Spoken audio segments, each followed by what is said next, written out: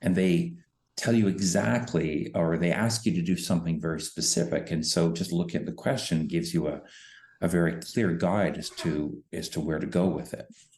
The case study is a little bit different from that. The case study is clearly not presenting questions to you. It's meant to describe a real world scenario, right? This case of BE oil here. And so what the case study does is present something that's a little bit more realistic, in the sense that it just provides you with a description of a scenario. And then it's for you to decide how you would behave as, say, a manager, how you would make decisions to guide the firm through the situation that it faces. So it's not asking you calculate the profit, calculate the marginal cost, It's not asking you to do that. But there is an implicit question in all of this. And it simply is, if you're the manager of this firm, what should you do? That's the question. And so you have to make decisions only with that in mind. And so it's probably worth noting something that we didn't discuss last week, but I'll take the time to maybe discuss it today. What we basically have then is the situation where, let's just focus on, I'm going to erase these columns because they're not really the point. I'll leave them in for now, but they're really not the primary sort of focus of this case study. The case study is about, if you recall from our brief discussion last week, it's simply about a firm that has these leases on these these 6 different wells, oil wells. And so what it's basically making a decision about is, what will its supply be? In a manufacturing context, we would think about, okay, the firm could produce Q equals 0, Q equals 1, Q equals 2, and so on. And we think about, say, a perfectly competitive firm is choosing the level of production, the level of quantity, where, say, the price is equal to the marginal cost, right? If it was a monopoly, they would be choosing the quantity, the level of production, where, say, the marginal revenue is equal to the marginal cost, right? These kinds of ideas. What's interesting about this case, though, is that it's not quite of that nature. This is not a question where the firm can say, okay, so should we produce Q equals 1, Q equals 2, Q equals 3, and so on. This is a situation where the firm is simply in a position where it is either going to drill, say, well A or not. And if it drills well A, what the case study does is give you this information regarding how much it would cost and what they would get out of it. So for example, well A, the drilling cost is 2.0. That's measured in millions of dollars, as you see here. So well A would cost them $2 million to drill. And if they drilled that well, their supply of oil would effectively be 30,000 barrels of oil. There's no variation there. They're not going to drill well A and then only take some of the oil out. There's no point in doing that. Once they've incurred the costs, they might as well take all of the oil out. And in fact, given the way that oil wells work, my understanding is that oil is typically under immense pressure underground. And so when a particular pocket in which the oil is stored naturally, when that pocket is punctured, if you will, or drilled, the oil tends to, under the pressure that it's under, it tends to just automatically come to the surface. So the question is this. So just to put this in context,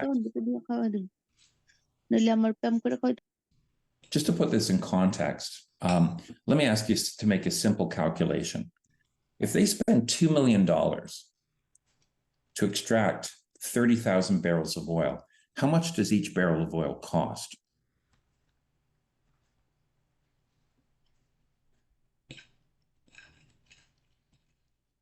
If they spend $2 million, if those are the costs, but those costs get to be essentially amortized over the 30,000 barrels of oil, how much does each barrel of oil cost on average? Okay, so what if you took a number like 2 million and divided it by 30,000? Right? 66.66. That's exactly right. So you get about, I'm just going to call it 66 just for simplicity, if you don't mind. So here's a question. If they want to drill well A, and remember, I should probably mention, there's no natural order to these wells. They're literally just randomized, A, B, C, D, E, and F, right? They're not ranked in order of the efficiency of drilling or the size of the potential strike in terms of number of barrels of oil that would be involved. Nothing like that. So if they were to drill well A, it would cost them effectively $2 million divided by the 30,000 barrels of oil. So as was just mentioned, Edward, you mentioned about just a little bit over $66, 66 and 2/3 dollars, say. Let's just call it $66, or let's call it $67. So if then we want to think about the context in which this firm is operating. How many barrels of oil are drilled every day in the world? And I don't know what the exact answer is, but it's millions of barrels. It is a shockingly large number. And so BE oil, if it is producing, say, 30,000 barrels of oil, is that a big enough, would that in principle be a big enough supply that it would influence the global price of oil? Probably not, right? 30,000 barrels of oil that might take them a few weeks to extract might be where the extraction was spread over weeks, I should say, might have a trivially small, an infinitesimally small impact on the market for oil. So what we're basically saying is that this firm doesn't have monopoly power, right? Because there are many other firms that are producing oil as well. So, and then the question is this firm large relative to the market? And the answer is no, this firm is very, very small relative to the market. So maybe it faces perfect competition, but then we have to ask one last question, and that is, would it be possible for this firm to differentiate its product? Is it possible for this firm to make its oil different from everybody else's oil?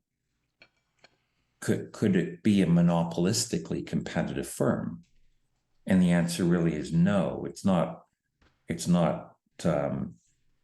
clear to me that oil could possibly be differentiated from oil. It's all pretty much the same. So then the question becomes, okay, so the firm is a perfectly competitive firm, right? It is one of many, many firms. It is producing a non-differentiated product. It's producing a product that's identical, essentially, to the product of every other firm. And the firm is therefore just a price taker. So suppose the only option that the firm had was well A. Should it drill well A? And the answer is, well, of course, the answer is it depends. So then the question is, well, what does it depend on? So let me ask you a question. Suppose well A could be drilled and the world price of oil that this firm was facing, the price in the global market was, say, $40 a barrel. Would they want to drill well A?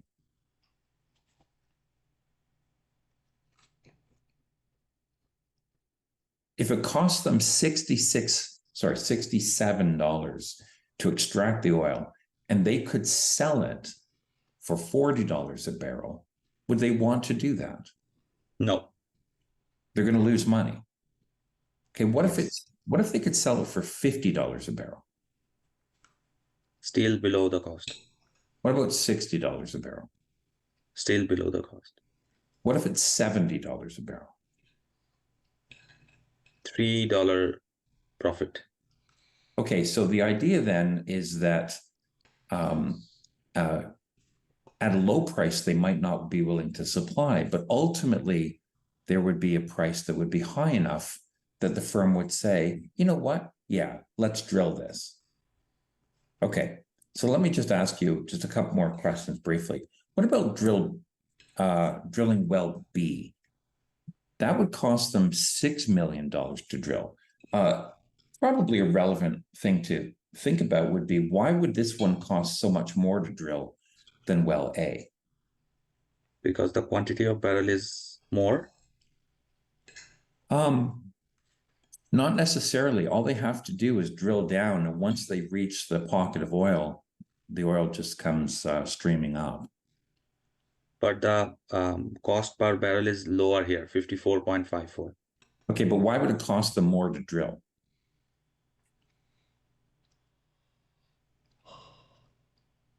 Okay, let's keep it simple.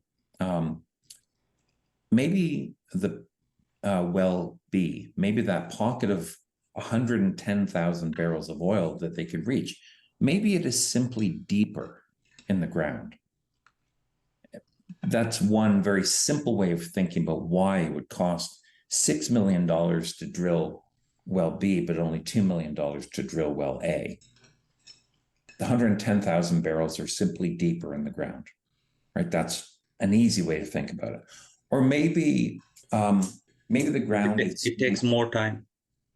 Exactly. Maybe and more equipment, and maybe the ground is harder to drill through in well B. Maybe they're drilling through granite as opposed to drilling through softer kind of shale, for example. Okay, so let's just think about, suppose the firm doesn't have access to C, D, E, and F. Suppose they just have access to A and B. Okay. So again, how much would it cost to extract each of the 110,000 barrels in well B? You said $54. Is that $55?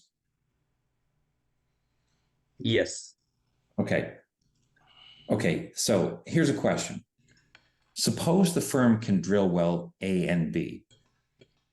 They can drill neither of them. They could drill just well A. They could drill just well B. Or they could drill both of them. So what if the price of oil is $40 per barrel? What if that's the global price of oil? What should the firm do?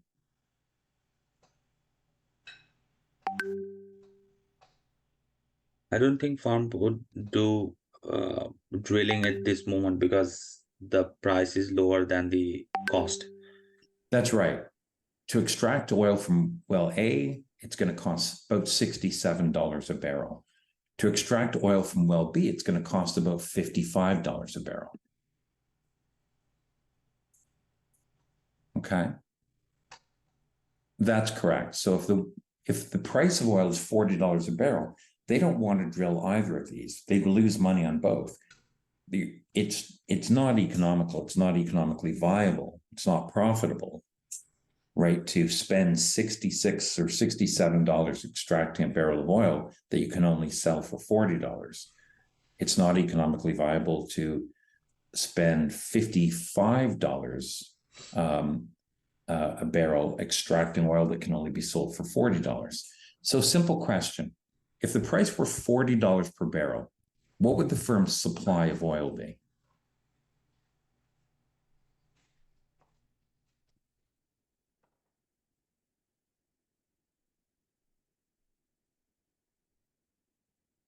How about zero? $40 a barrel. Could they profit from drilling A? No. Could they profit from drilling well B? No. So what do they drill? Again, we're abstracting from the other wells here. We're just ignoring C, D, E, and F. Neither A nor B will be profitable, so the firm's supply will be zero. Full stop. Okay. What if the price is $50 a barrel? What will their supply be? 0. Okay, what if it's $60 a barrel? $60 is equal because when you average the cost of both the firms, it will be 60.60. Okay, so we don't want to do exactly that. They don't have to average them because they don't have to drill both of them, Okay. right? So would A be profitable? Just think about A all by itself. Would A be profitable at $60 a barrel? Would B be profitable at $60 a barrel? Yes. Yeah, so what do? They drill B. So at a price of $60 a barrel, what would their supply of oil be?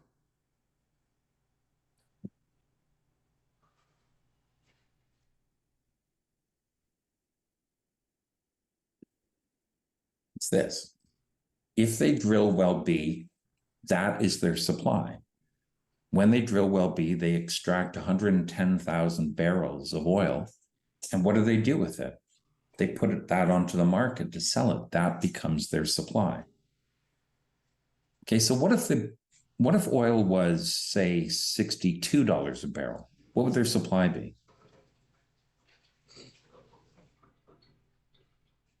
110.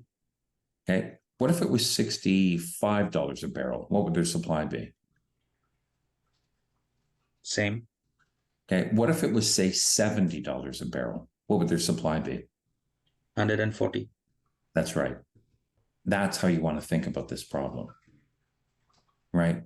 At $50, neither of these wells are profitable. At $60 a barrel, well, B is profitable. So they would drill 110,000. That would become their supply. At $70 a barrel, both of these wells are profitable. They're viable. At $70 a barrel, right, that would cover the costs of drilling in well B and also cover the costs of drilling in well A, right? So they would extract 140,000 barrels then, the 30 plus 110, and that would become their supply onto the market, right? So that's a very straightforward story. So to come back to the original question, the case study doesn't seem to have any questions. So what do you do? How do you approach it? And the answer is, imagine that you are an external consultant and BE Oil came to you and they described this scenario and they asked you to write up a report that advises them on what to do in order to maximize their profit. Think of that as being sort of the question that underlies all of this. What should they do? How do they behave optimally? How do they maximize profit? And you want to speak to all the ways in which your economic reasoning would inform this kind of analysis. And so it's probably worth noting a couple things. One is another aspect of the case basically says that when the firm starts drilling, it's reasonable to expect that it will be 6 months before they actually are able to extract the oil. So if it's 6 months down the road before they can extract the oil, what should they do? And the answer is, well, that then introduces uncertainty into the firm's decision making or the consultant's advising. Imagine the price is $70 today. You'd say, oh, well, let's drill well A and B. But you have to recognize that if they start drilling today and the oil is not extracted for 6 months because it takes a long time to drill a well,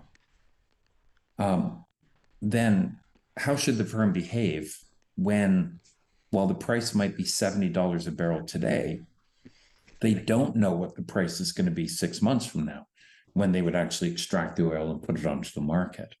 So how would the firm behave in that context? And that speaks to some of our discussion of uncertainty that we were engaging in last week. But ultimately, let me just give you a sort of a general piece of advice on this, or maybe a little bit of guidance on this. The economic analysis here is not very complex, right? Maybe at a price of $40 a barrel, you know, they're not going to drill anything. I don't know. Maybe at some price they drill wells. Maybe they drill well E and B, and then maybe they add D to the mix, and so on as the price rises.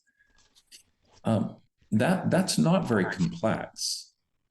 So what is the point of the case study? And the answer is, I suppose, think of it as if you are writing exactly what I mentioned earlier, a consulting report.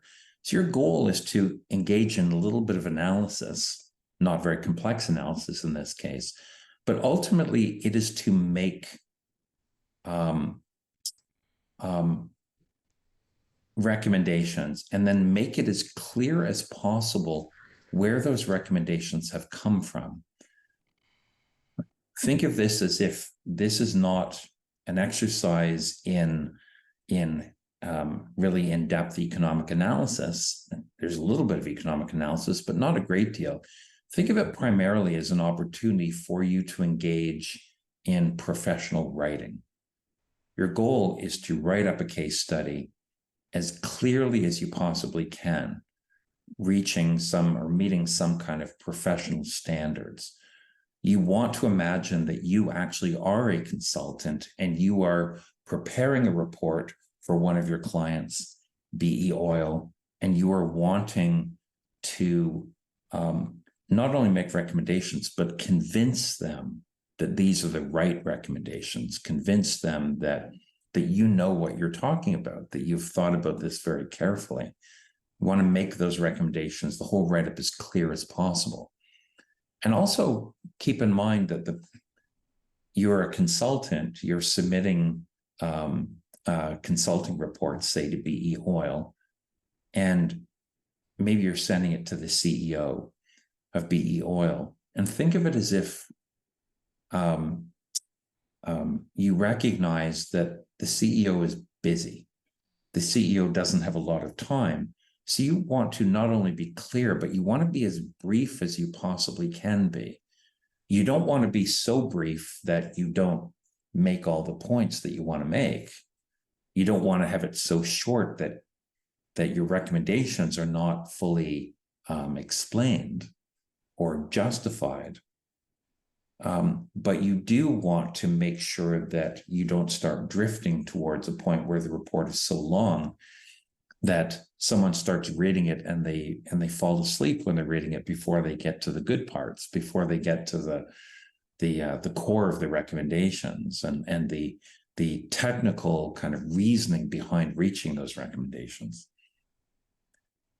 So that's the question. What should the firm do? This notion of thinking about the price relative to sort of the costs of extracting the oil, that's kind of the level of analysis you want to engage in.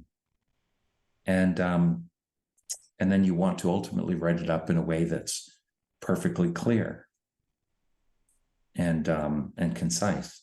I think I may have joked with you last week, and I apologize if I'm repeating myself here, but when undergraduate students would often come into me and ask about an essay, they would always ask me, how long does it have to be? And my answer would always be, it has to be good. That's how long it has to be, right? Don't even think about the length. Just make it as clear and as tight as possible.